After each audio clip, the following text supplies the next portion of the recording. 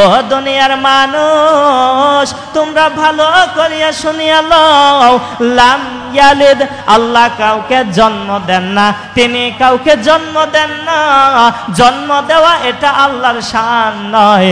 ওয়ালাম ইউলাদ, এবং তাহাকেও কেউ জন্ম দেন নাই, তাহাকেও জন্ম দেওয়া হয় নাই। তিনি কারো থেকে জন্ম নেন নাই, কারণ জন্ম নেওয়া আল্লাহ তাআলার শান নয়। সুতরাং লাম ইয়ালিদ, তিনি কাউকে জন্ম দেন না। ওয়ালাম ইউলাদ, কাহারো থেকে তিনি জন্ম নেন না। সুতরাং আল্লাহ তাআলার কোনো সন্তান নাই, কোনো পিতা মাতা নাই।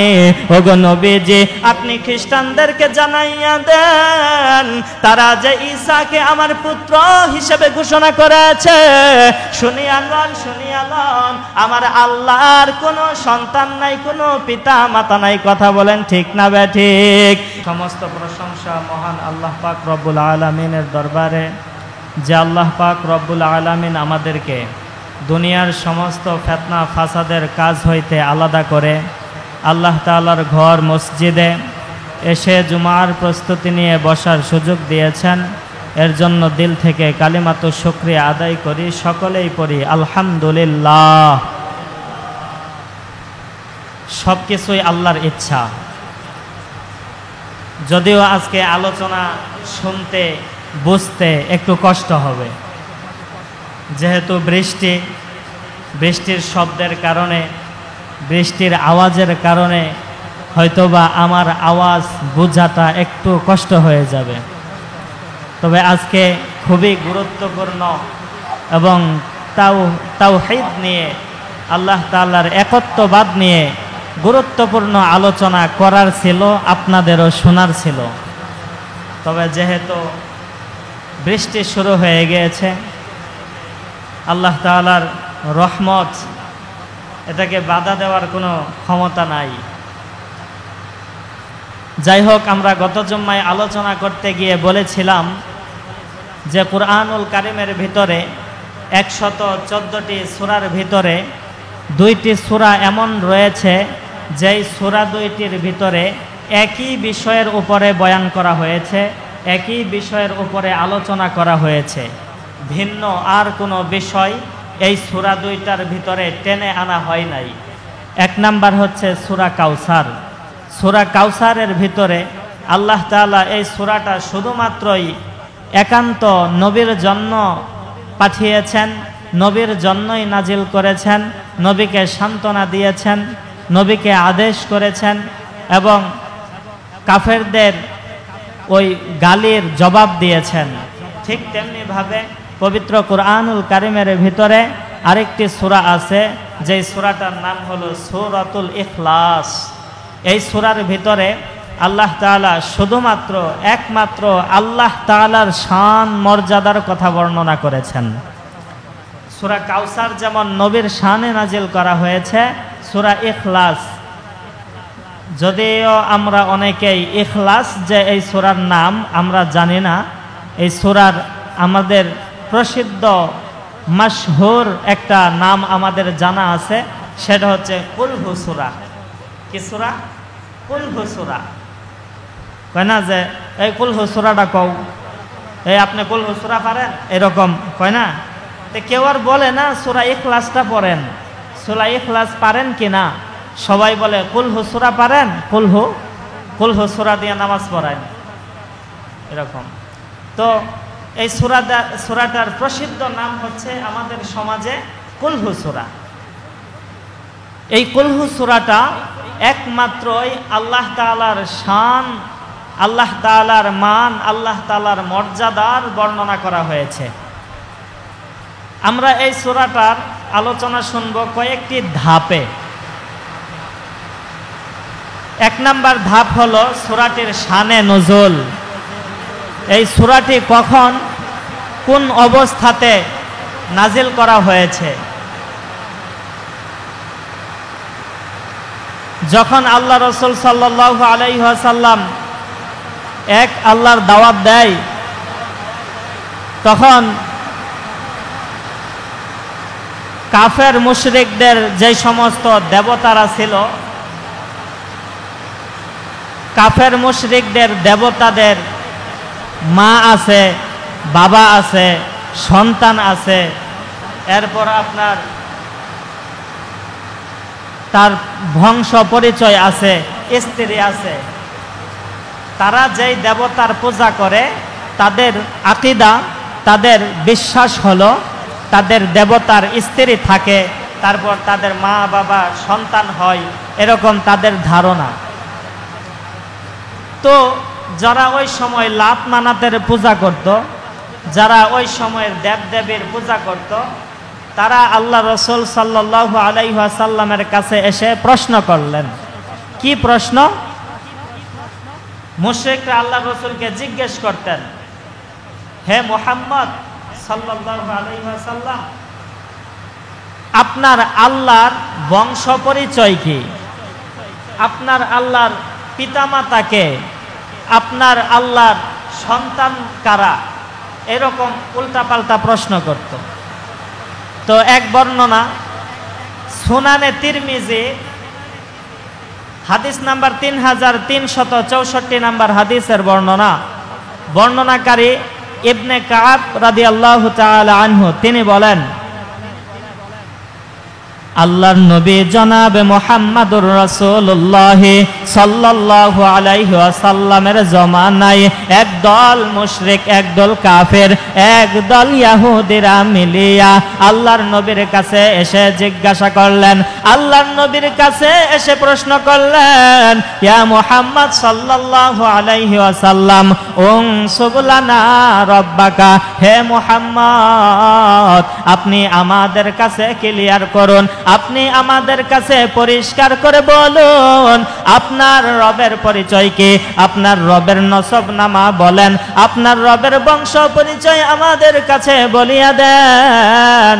তখন আল্লাহ রব্বুল আলামিন ফাআনজালাল্লাহু তাআলা কুল হুয়াল্লাহু আহাদ, এমন সময় আল্লাহ তাআলা আমাদের নবীর উপর নাজিল করে দিলেন কুল হুয়াল্লাহু আহাদ।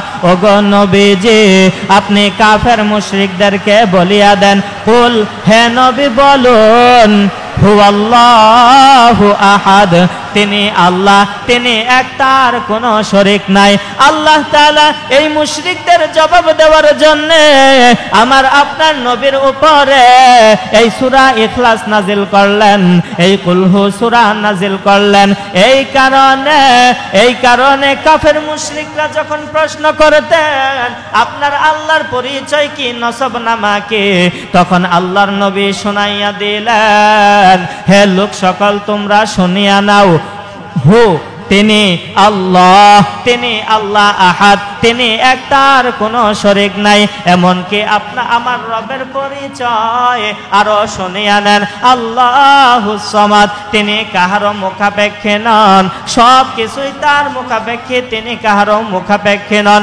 আমরা প্রত্যেকটা মানুষ সহ পৃথিবীতে যত মাখলুকাত দেখবেন, প্রত্যেকটা মাখলুকাত একজন আরেকজনের মুখাপেক্ষী, প্রত্যেকটা জিনিস একজন আরেকজনের মুখাপেক্ষে। কিভাবে একটু বুঝেন, যেমনি ভাবে আমরা মানুষ, আমরা কোনো কিছুই আমাদের শক্তিতে করতে পারি না, আমরা একজন না একজনের মুখাপেক্ষী হইতে হয়। যেমন আমি যে বলতেছি, আমার বলার দ্বারা জবান লাগবে, এই জবান না থাকলে আমি কিন্তু বলতে পারতাম না, আমার দ্বারা বলা সম্ভব হইতো না। এই কারণে বলার জন্য মানুষ জবানের মুখাপেক্ষী।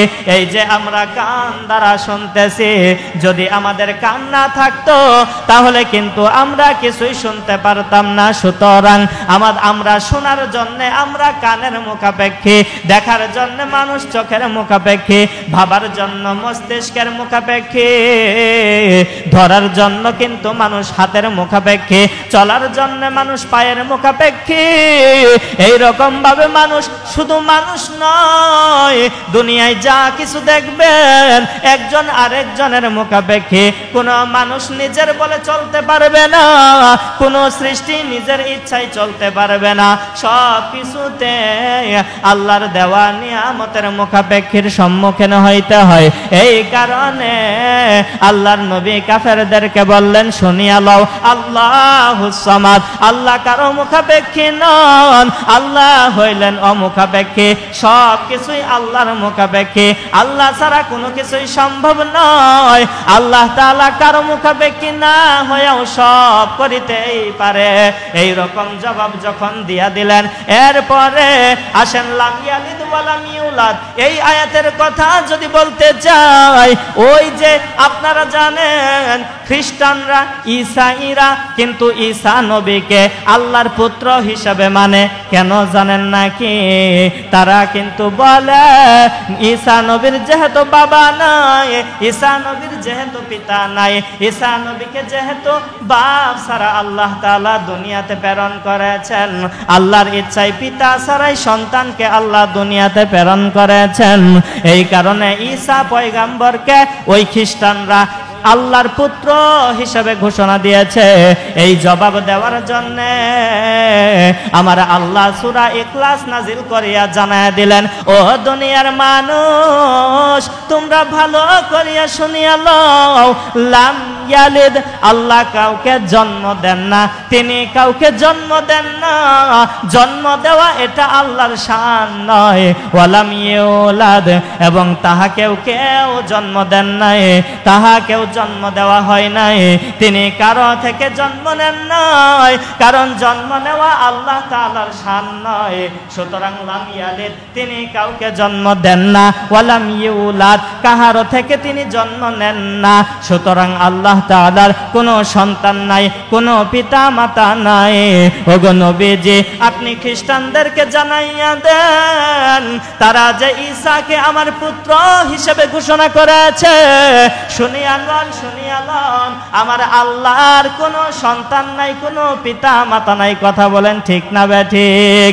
এই কারণে আল্লাহ তাআলা সূরা ইখলাস নাজিল করিয়া আল্লাহ তামাম পৃথিবীর মানুষদেরকে জানাইয়া দিলেন, ও দুনিয়ার মানুষ, তোমরা শুনিয়া লও, আল্লাহ তাআলার কোনো সন্তান নাই, কোনো পিতা নাই, সুতরাং ঈসা কখনো আল্লাহর পুত্র হইতে পারেন না।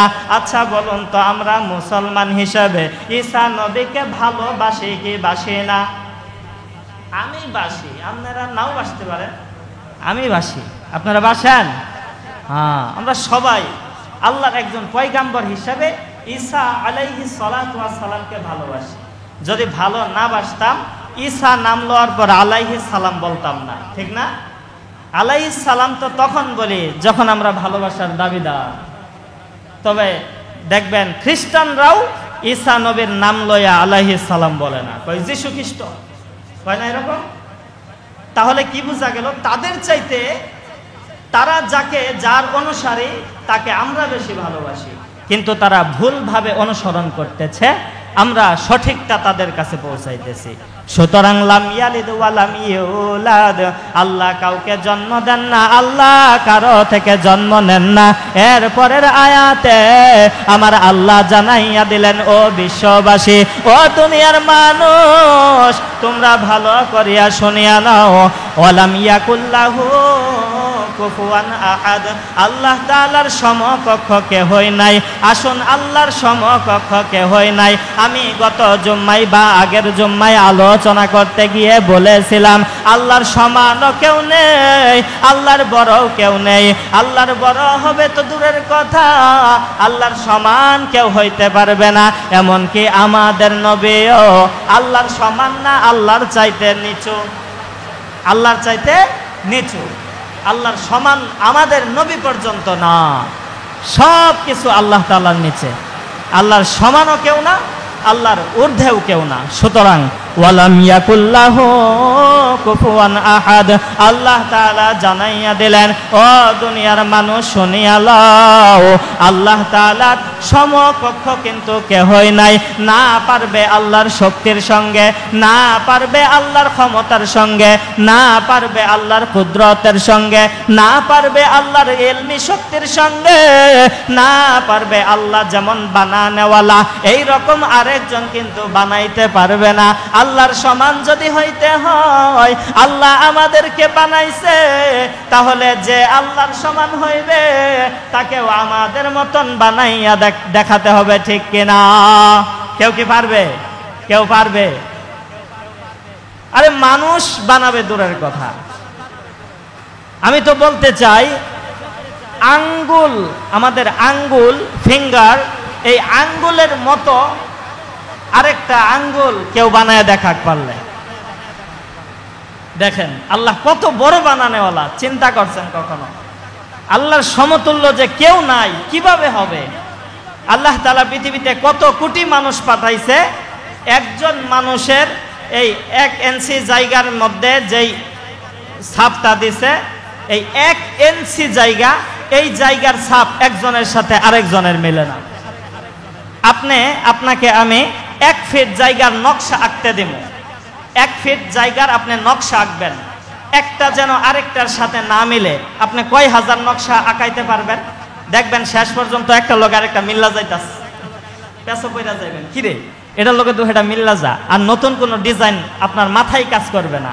অথচ আল্লাহ কত মানুষ বানাইছে, অল্প একটু জায়গার নকশা ডিজাইন একজনের সাথে আরেকজনের মিলে না, মিলবেও না, মিলবেও না। যারা কবরে গেছে, ধরেন আমাদের এনআইডি কার্ড, স্মার্ট কার্ড আমরা যারা বানাইছি, আমরা কবরে যাইমু, আমাদের সন্তানরা আসবো, সন্তানরা যখন স্মার্ট কার্ড বানাইতে যাইব, তখন যদি এই ফিঙ্গারপ্রিন্ট দেয়, অর্থাৎ আঙ্গুলের ছাপ দেয়, তখন যদি আমার আঙ্গুলের সাথে অন্য কারো আঙ্গুল মিলে যায়, আমার আইডি কার্ড শো করব।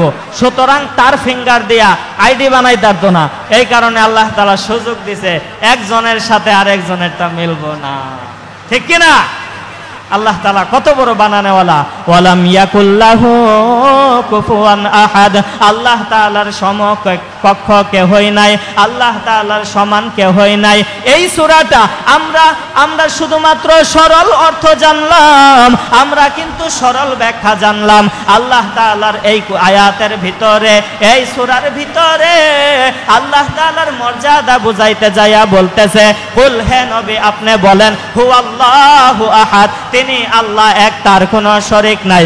আল্লাহুস সামাদ, তিনি কারো মুখাপেক্ষী নন। লাম ইয়ালিদ, তিনি কাউকে জন্ম দেন না। ওয়ালাম ইউলাদ, তাহাকেও জন্ম দেওয়া হয় নাই। ওয়ালাম ইয়াকুল্লাহু কুফুয়ান আহাদ, এমনকি তাহার সমতুল্য কেহই নাই। আমরা এই সরল অর্থটা জানা থাকবে তো ইনশাআল্লাহ। আমরা যদি এই ছোট ছোট সূরা, যেই সূরাগুলো নামাজের ভিতরে পড়ি, এই ছোট সূরাগুলোর অর্থগুলো যদি আমরা অন্ততপক্ষে একটু একটু স্মরণ থাকে, তাহলে কিন্তু নামাজের ভিতরে পড়তে মজা লাগবে, ঠিক না? আর যদি যেটা আমাদের জানা নাই, যেটার অর্থ কি পড়তাছি, তখন কিন্তু আমাদের সমস্যা হয়ে যায়, আমাদের একটু প্রবলেম হয়ে যায়, যে কি পড়তাছি জানা নাই, মজাও নাই।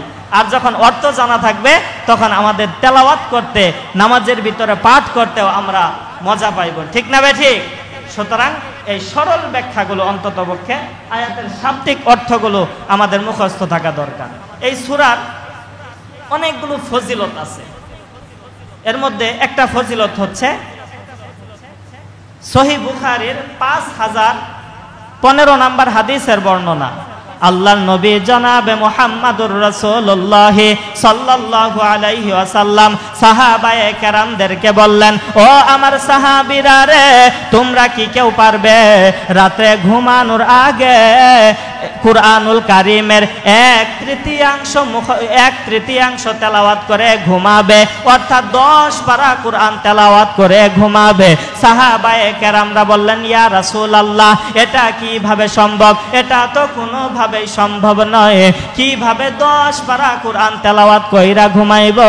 আল্লাহর রাসূল সাল্লাল্লাহু আলাইহি ওয়াসাল্লাম বললেন, কুল হুয়াল্লাহু আহাদ। এই সূরাটা একবার তেলাওয়াত করলে আল্লাহ তাআলা ওই ব্যক্তির আমল নামায় 10 পারা কোরআন তেলাওয়াতের সওয়াব দেয়া দেয়। সহিহ বুখারীর 5017 নম্বর হাদিসের বর্ণনা, আল্লাহর নবী সাল্লাল্লাহু আলাইহি ওয়াসাল্লাম প্রতিদিন ঘুমানোর আগে কুল হুয়াল্লাহ সূরা 3 বার পড়তেন, সূরা ফালাক পড়তেন, সূরা নাস পড়তেন, নিজের হাতের মধ্যে ফু দিতেন। নিজের হাতে ফুঁক দেওয়ার পর আল্লাহর রাসূল তার শরীরের মধ্যে মেসেজ করতেন। ইনশাআল্লাহ সুন্নাত মনে করিয়া এই আমলটা আমরা করব। কারা কারা দুইটা হাত তুলে আল্লাহকে দেখাই ইনশাআল্লাহ? হাত নামান। এইবার আসুন, কিতাবের নাম হলো আবু দাউদ, হাদিস নাম্বার 5082 নাম্বার হাদিসের বর্ণনা। আল্লাহর রাসূল সাল্লাল্লাহু আলাইহি ওয়াসাল্লামের সাহাবীরা মসজিদের ভিতরে আল্লাহর রাসূলের অপেক্ষা করতেছেন। আল্লাহর রাসূল আয়েশা নামাজের ইমামতি করবেন। হঠাৎ করে আল্লাহর রাসূল আসলেন, আয়েশা একজন সাহাবীকে দাঁড় করাইলেন আর বললেন, কুল বলো। সাহাবী কয়, আমি কিছুই বললাম না। আবার বললেন, কুল বলো। সাহাবী আবার বলেন, কিছুই বললাম না। আবার বললেন, নবীজি কুল। সাহাবী এইবার সাহস করে বললেন, কুল তু মা হাযা ইয়া রাসূলুল্লাহ, আমি কি বলবো, আমি কি বলবো? আল্লাহর রাসূল বললেন, কুল হুয়াল্লাহু আহাদ। তুমি কুল হুয়াল্লাহু আহাদ সূরাটা পড়ো। যদি সকাল সন্ধ্যায় 3 বার কুল হুয়াল্লাহ সূরা কুল আউযু বিরাব্বিন নাস, কুল আউযু বিরাব্বিল ফালাক তেলাওয়াত করতে পারো, দুনিয়ার সমস্ত বালা মুসিবত হইতে হেফাজত করার দায়িত্ব আমার আল্লাহর হাতে নেই। তাহলে 3 বার তেলাওয়াত করব তো ইনশাআল্লাহ। আরেকটা হাদিস শোনায় দেই, কিতাবের নাম হলো মুসনাদে আহমদ। এই কিতাবের 22289 নাম্বার হাদিসের বর্ণনা। আল্লাহর নবীর সাহাবী বলেন, আমি রাসূলের সঙ্গে রাস্তা দিয়ে হেঁটে হেঁটে যাইতেছিলাম। ওই রাস্তার মধ্যে একজন লোক দাঁড়াইয়া তিনি কুল হুয়াল্লাহু আহাদ সূরা তেলাওয়াত করতেছিলেন। আল্লাহর রাসূল এইটা শুনিয়া আল্লাহর নবী বললেন, ওয়াজাবাত, ওয়াজিব হয়ে গিয়েছে। সাহাবী জিজ্ঞাসা করলেন, ইয়া রাসূলুল্লাহ, কুলতু মা ওয়াজাবাত, কি ওয়াজিব হয়েছে? আল্লাহর নবী বললেন, ওয়াজাবাত লাহুল জান্নাহ। যেই ব্যক্তি কুল হুয়াল্লাহ সূরা তেলাওয়াত করতেছে এই ব্যক্তির জন্য জান্নাত ওয়াজিব হয়ে গিয়েছে। এই সূরা তেলাওয়াত করব তো ইনশাআল্লাহ। এই সূরাটা আল্লাহ রাসূল সাল্লাল্লাহু আলাইহি ওয়াসাল্লাম ফজর এবং মাগরিবের নামাজের সুন্নতে পড়তেন। ফজর এবং মাগরিবের নামাজের 2 রাকাত সুন্নতে পড়তেন। প্রথম রাকাতে কুল ইয়া আইয়ুহাল কাফিরুন, দ্বিতীয় রাকাতে কুল হুয়াল্লাহু আহাদ। একটা হাদিস আছে আল্লাহ রাসূলের, এক সাহাবীকে আল্লাহ রাসূল সাল্লাল্লাহু আলাইহি ওয়াসাল্লাম ইমাম বানায়া কোনো এক এলাকায় পাঠাইলেন। এই সাহাবী নামাজের ভিতরে প্রত্যেক রাকাতেই শুধু কুল হুয়াল্লাহ সূরা পড়ে, খালি কুল হুয়াল্লাহ সূরা পড়ে। আল্লাহ রাসূল সাল্লাল্লাহু আলাইহি ওয়াসাল্লাম কে নালিশ করলেন অন্য সাহাবীরা যে কি ইমাম পাঠাইলেন, প্রতি নামাজেই খালি কুল হুয়াল্লাহ পড়ে, কুল হুয়াল্লাহ পড়ে। আল্লাহ রাসূল বললেন, তাকে ডাকো। আল্লাহ রাসূল ডাইকা না জিজ্ঞাসা করলেন, তুমি এটা কেন করো? তুমি প্রত্যেক রাকাতে কেন কুল হুয়াল্লাহ সূরা পড়ো? তখন ওই সাহাবী বলতেছে, ইন্নী উহিব্বু হাযা সূরাতি ইয়া রাসূলুল্লাহ, ইয়া রাসূলুল্লাহ, আমি এই সূরাটাকে ভালোবাসি। কন্না সুবহানাল্লাহ। আল্লাহ রাসূল এটা শুনে বললেন, উহিব্বুকা আদখালাহুল্লাহুল জান্নাহ, এই সূরার মুহাব্বত তোমাকে জান্নাতে নিয়ে যাবে। এই সূরাকে ভালোবাসবো তো ইনশাআল্লাহ। আল্লাহ তাআলা এই সূরা ইখলাস সম্পর্কে যেই কথাগুলো বললাম, আল্লাহ তাআলার একত্ববাদকে বুকের ভিতরে ধারণ করে আল্লাহর প্রতি ঈমান রেখে, আল্লাহ কাউকে জন্ম দেন না, আল্লাহ কারো থেকে জন্ম নেন না, এই ইয়াকিন রেখে আল্লাহর সমতুল্য কেউ নাই, এই বিশ্বাস রেখে আল্লাহ তাআলা আমাদেরকে আমল করার তৌফিক দান করেন। বলেন আমিন। ওয়া আখির দাওয়ানা আনিল হামদুলিল্লাহি রাব্বিল আলামিন।